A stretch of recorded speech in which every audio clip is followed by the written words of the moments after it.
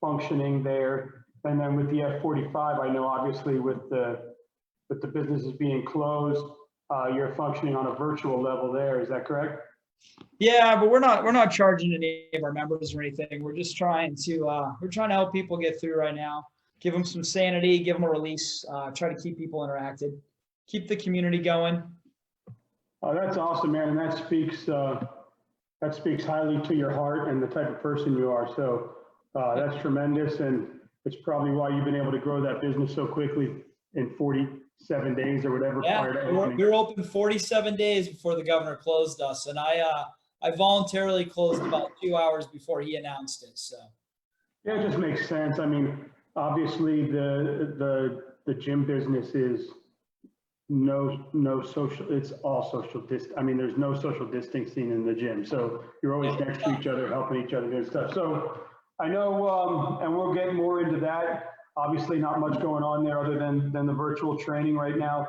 On the mortgage side, obviously there's a ton going on. I know that even folks I've talked to, minimum scores, minimum requirements have changed. Certain loans, you can't even get anymore. They're kind of on freeze. Talk a little bit about what's going on in your industry there. well, I mean, first off, I've been doing mortgages since 2002. So, and I own my own mortgage company at 23 years old. So I've been doing this a long time. We all have identification numbers. My NMLS number is 3799. I love to challenge people to find someone still originating loans with a license number lower than mine. But I tell you that not to brag. I tell you that because I lived through 9/11. I lived through the mortgage crisis, the housing collapse. And everyone always asks me, how's it different? How's it the same? And I tell them it's a lot different. And the reason it's a lot different is because when the mortgage crisis happened before and the housing collapse and all the fraud, it was kind of a slow death. You know, banks were trying to work with people. All of a sudden, a lot of loan officers started losing out on the business. They got knocked out because of different reasons. They couldn't get licensed. They didn't qualify and so on. And it became pretty difficult on the side of like getting mortgages, like becoming a loan officer. But it wasn't that hard for people to get mortgages yet. But over the years, from like 2007 through 2009, they gradually and slowly put on restrictions and made it tougher and tougher to get mortgages. Well, this is a lot different because this was like a switch went off and they're like, hey, guess what? We're not doing loans for this, and this. And here's overlays every single day. So this has been much more of a Band-Aid pull off. And it's really because the risk is so much greater today than even it was, back in 2007 and 8. That was a collapse to all the people that invested in bad loans, all the fraud, everything negative that was happening in the industry. This is more just based to everyone losing their jobs. Yeah, and obviously this can kill you, right? So it's causing people to stay home. And then I spoke to the local restaurant owner, Thomas Ward, who over at Pig Floyd's, and he even said, it was different then. People were still coming out to eat. People were still going to shopping malls. People were still going out. With this, it's completely different. Nothing. I spoke to someone yesterday that said downtown Orlando looks like one of those movie towns where the paper's going through it. So yeah. Yeah, it's a completely different experience. And for the lenders, they have so much more risk now. Back then, there were a lot of bad loans. There was a lot of issues, but the government bailed out the banks. The government hasn't bailed out the banks with this right now. The banks haven't gotten anything. And the government said, hey, don't make your mortgage payments. Don't worry about it. It's not that easy. And the government's given no direction to the banks. So the banks are all kind of making up their own rules as they go. Before you used to apply, back in 2007, 8, 9, 10, people applied for modifications. They took months and months and months. And the government said, the bank said, in order to be able to qualify for a modification, you can't be current on your mortgage. You got to go late. People are hurting their credit. I mean, it was a nightmare. Well, today there's no direction. And the banks are like, how are we going to pay for this? And what I keep telling people is they say that if 25% of Americans don't pay their mortgage for 3 months, they forbearance it, whatever. the banks will lose $40 billion. And people are like, well, how do the banks lose money? I don't get it. It's just interest. They're going to get it later. It doesn't work that way. The banks don't own the loans. All the mortgages get sold on the secondary market, or at least all the conventional FHA government. So they'll get sold on the secondary market, and the banks are still on the hook for paying the fees. They're still on the hook for servicing the loan. They still have a lot of costs associated with that mortgage. So what the banks are doing is individually, they're all making up their own rules. So I worry for all the people out there, even yourself, all of us. A lot of people think because Donald Trump says, hey, you don't have to pay your mortgage for 3 to 12 months. They can't report you late. They can't charge you money. No late fees. You're going to be fine. And the truth is, it's not true. I tell people, pay your mortgage, pay your mortgage, pay your mortgage. I can't say it enough. If you can't pay any bills, find a way to pay your mortgage. Because I've heard horror stories already. And I lived through it, back in the early, mid 2000s. Just people that just got railroaded. And there's a lot of investors and lenders out there now that are like, sure, you don't have to pay your mortgage for 3 months. But guess what? Month 4, you've got to pay your mortgage and you got to pay all the arrears. So how much is your mortgage, Dan? Do you know? How much is our mortgage? She pays it. $4,000. Okay, that's a ton, right? Yep. So if you couldn't make that mortgage payment and you don't pay it and you got 3 months, it's $12,000. Let me ask, the 4th month, right? and then on the 4th month, where are you going to come up with $16,000? You're going to have that just to come out of the air? Hey, I started working again. Business back to usual. Sure, here's $16,000. No. So it's pretty scary. But to get back to your original question is, yeah, so the guidelines have changed drastically. They've changed overnight. Things that we could do 3 weeks ago, we can't do now. People are not grandfathered. So people that have been pre-approved, people that are in contract, so many of them are at risk right now. They just can't buy houses, can't refinance. I've personally, in the month of March, at the end of the month, had 6 people that were supposed to close that I could not close because they either got furloughed or laid off or something happened with them. Wow. So folks that are out there right now, that you just gave information on, hey, stay in your homestead, right? Don't delay on that. Take care of that. Now, what do you recommend to investors who have rental properties out there and have a huge portfolio? Do you tell them just hang in there and keep doing what they're doing, or do you recommend them coming to see someone like yourself and cashing out right now? So that's not it. So I mean, the first recommendation to everyone is talk to your servicer. But make sure you read everything very carefully. Have a friend, have a realtor, have a mortgage guy, have an attorney, have someone review it with you. Just make sure you know what you're doing.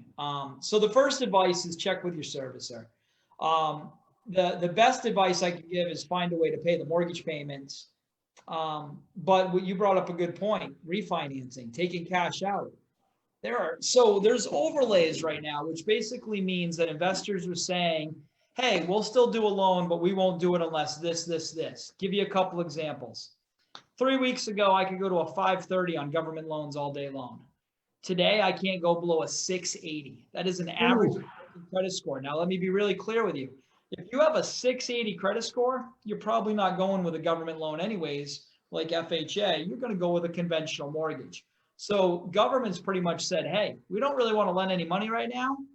Unless you have really good credit and you have reserves and so on, because again, they don't want the risk. The reason why there's so much risk, and this is a big issue, Fannie, Freddie, FHA, VA, state housing, everything has said, look, if someone applies for forbearance after they get a mortgage from you within the first, 6 months or so, we're not going to insure the loan. It's going to go back to you. So basically, Fannie, Freddie, FHA, VA, and all of the above have pretty much turned their back and said, look, you gave a loan, you double-checked income, you made sure everything was good, everything met guidelines, you sold the loan, we said we were going to insure it. Your client applied for forbearance 2 months after because he got laid off. Guess what? You're now responsible for that loan again. Huge risk to investors. So because of that, investors are like, look, so who's most likely not going to pay their mortgage payment? People in certain businesses, people with not much reserves, no ability to, people with lower credit scores, and people that have less equity in the home. So the banks have pretty much said right there, we're going to take those big categories and we're going to wipe them out. We're not going to give loans to those people. And then they've said, what are other issues right now? People pulling cash out of their house. So a lot of investors, not all of them, we still can do cash out refinances, but a lot of investors have already said, nope, no more cash out. Kind of what you were talking about earlier when you said that banks are, different investors and banks are saying, no, we won't even do those loans right now. A lot of cash out refinances are pretty much done. You can't pull the cash out of your house. Yeah, and I guess they're just, and the bank is protecting their investment as well, right? They are. And the bank's saying, look, I've got this equity on this house, on this property, this investment property that you have.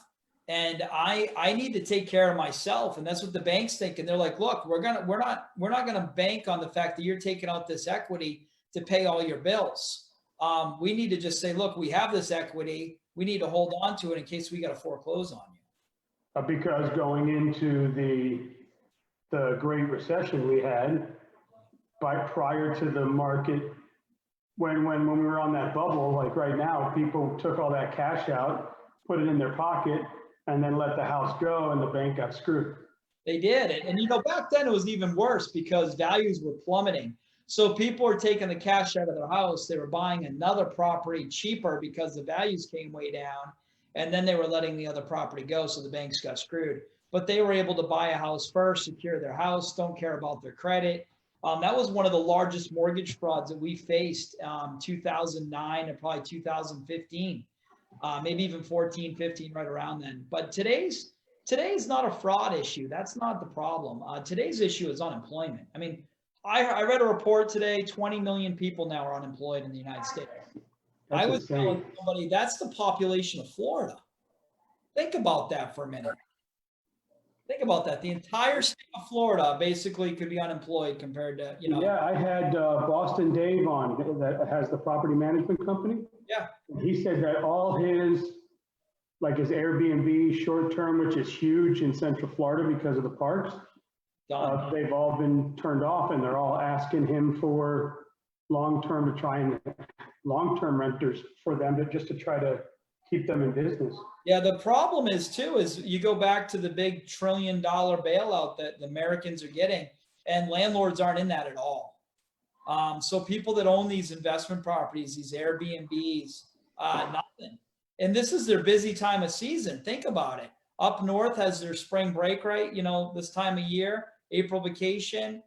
We got our beaches, we got the coast, we got Disney. I mean, there are a lot of people down here just losing up. It's really a shame how many people are really being affected by this. Especially the parks. I mean, and then we have 60,000 people come through here or something. That might be on the low side for tourism. Yeah, so we get I think last year was about 70 million people.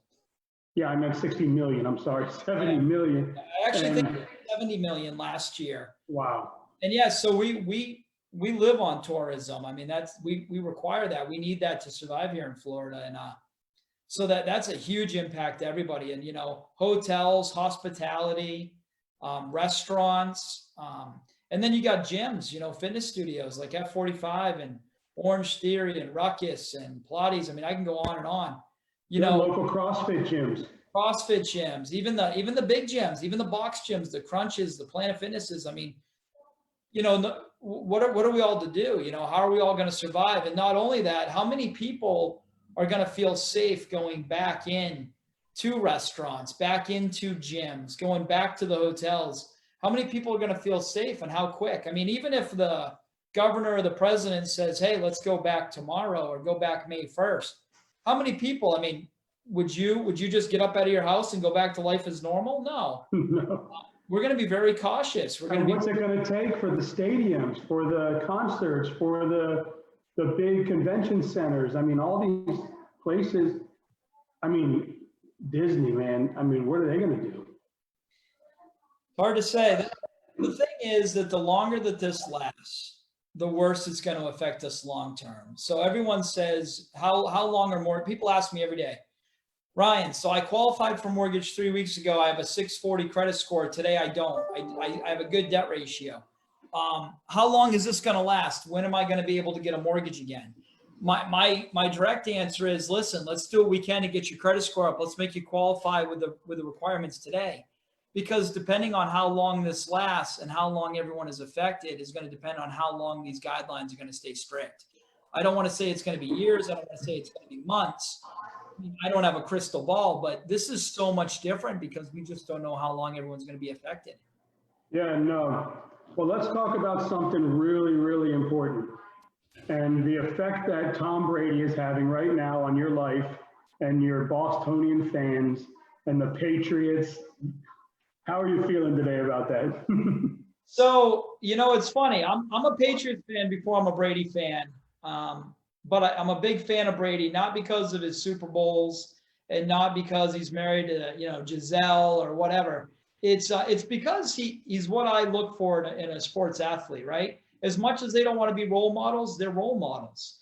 And Brady's done nothing but be an excellent role model. Good husband, good father to his kids, good relationship with his other baby mama. He's always been good in the news. He's a great teammate. He's a great leader. So he's just a great person. And I don't care what sport you play, what color you are, what you do. I feel like when people can see who you are, you have an obligation to present yourself a certain way. And Tom's done that his whole career. Yeah, and I think that people that don't follow the team as closely as you or aren't from that area don't know what he does in the community. Right. And now, excuse me, I don't have it. Should we TikTok now? Yeah. And now people saw firsthand what he does for the community because he came down here to Tampa, and you saw what he did already with all that he's doing down in Tampa for the families that are in need right now. Yeah, it's insane. He's just a good guy, competitive, but he's a good guy. I own season tickets to the Patriots. I have club seats. I actually fly home to watch the games from Florida. I went to almost all the games last year. Took some people, Yes. And honestly, it was just awesome to take people that weren't Patriots fans or weren't Brady fans to bring them up to Foxborough and have them get to see Tom Brady as a Patriot and just watch their reactions. I have some friends that were haters that were no longer haters after that because they're like, man, your fans, the Patriot fans up here are just nice to us. They don't heckle. They're polite. Everyone speaks nice of, Brady. Well, I think as a Miami Dolphin fan and a longtime AFC guy, excuse me, man, my wife gets mad when I do that, but I'm getting something stuck in my throat. I apologize. I think if you're an AFC team, you're always, and if Desmond is listening to this. Uh-oh. Still there?